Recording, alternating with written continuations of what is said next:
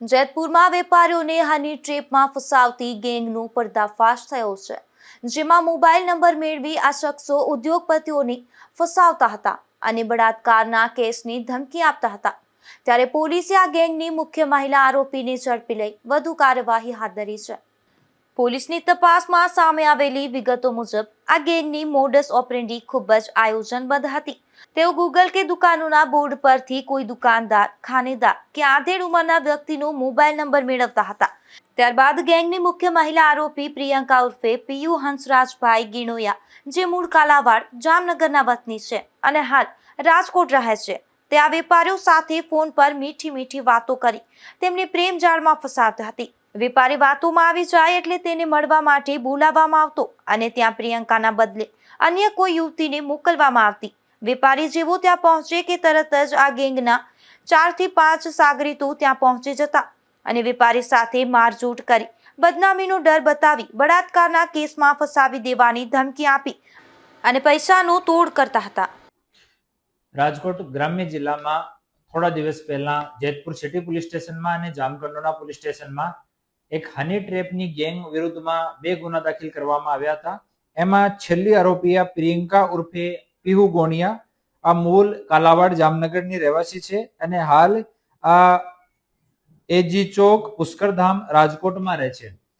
આ લેડી આ પૂરા કાવતરામાં સામેલ હતી। આ બંને કેસીસમાં 11 જેટલા આરોપી હાલ સુધી અટક કરવામાં આવ્યા છે અને આ લોકોનો એમઓ એવો હતો કે કોઈ પણ અધેડ માણસ કોઈ દુકાન ઉપર, પોતાના એન્ટરપ્રાઇઝ ઉપર, પોતાની શોરૂમ ઉપર બેસ્યો હોય તો ત્યાં જઈને એના જો નંબર ગૂગલ પર કે દુકાન ઉપર અવેલેબલ હોય, આ નંબર લઈને આ પ્રિયંકાના એ લોકો પીયુને આપતા હતા અને આ પીયુ ફોન ઉપર વાતો કરતી હતી। એની વાતોમાં કોઈ ફસાઈ જાય તો પછી બીજી છોકરીને એની સાથે મળવા માટે એ લોકો મોકલતા હોય અને જ્યારે આ માણસ મળવા માટે આવી જાય આ ચક્રવ્યૂહમાં ફસાઈને, ત્યારે બીજા 4-5 લોકો જઈને એની સાથે મારકૂટ કરે, બદનામીનો ભય દેખાવે, પોલીસની ધમકી આપે, રેપના ગુનાની ધમકી આપે।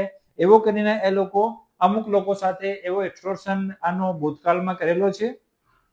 આ બંને ગુનાઓમાં આ આરોપીની ધરપકડ કરવામાં આવી છે અને આ મીડિયાના મારફતે હું અપીલ કરું છું કે એવા કોઈ પણ માણસ એના ભોગ બનેલા હોય તો આપ અમારા કોઈ પણ પોલીસ સ્ટેશનમાં, એસડીપીઓ કચેરીમાં, અમારી કચેરીમાં આવીને સંપર્ક કરો। આપનું નામ એકદમ ગુપ્ત રાખવામાં આવશે અને આ જો એક્સટોર્શન કરવાવાળી ટોળકી છે એના વિરુદ્ધમાં ઓર કડી કાર્યવાહી કરવામાં આપ લોકો અમારી મદદ કરવા માટે સામે આવો।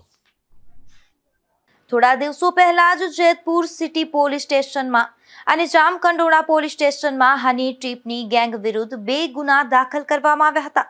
આ સમગ્ર કાવતરામાં સામેલ મુખ્ય આરોપી પ્રિયંકા ઉર્ફે પીયુને પકડી પાડવામાં આવી છે। આ બંને કેસમાં અત્યાર સુધીમાં 11 જેટલા આરોપીની અટકાયત કરવામાં આવી છે। આ ટોળકી અગાઉ મોરબી, રાજકોટ, જેતપુર, વાંકાનેર અને જૂનાગઢના ભેંસાણમાં પણ અનેક વેપારીઓને પોતાની જાળમાં ફસાવી ચૂકી છે અને તેમની સામે ગંભીર કલમો હેઠળ ગુનાઓ નોંધાયેલા છે। હાલ આ મહિલા આરોપીના કોર્ટ દ્વારા રિમાન્ડ મંજૂર કરવામાં આવ્યા છે। પોલીસનું માનવું છે કે હજુ પણ અનેક લોકો આ ગેંગનો ભોગ બન્યા હશે, પરંતુ બદનામીના ડરથી તેઓ સામે આવી રહ્યા નથી। આથી પોલીસે અપીલ કરી છે કે જો કોઈ પણ વ્યક્તિ આ ટોળકીનો ભોગ બની હોય તો તે સંકોચ રાખ્યા વિના નજીકના પોલીસ સ્ટેશનનો સંપર્ક કરે। પોલીસ દ્વારા ભોગ બનનારનું નામ અને ઓળખ સંપૂર્ણપણે ગુપ્ત રાખવામાં આવશે। Bureau report, Gujarat news, Jetpur.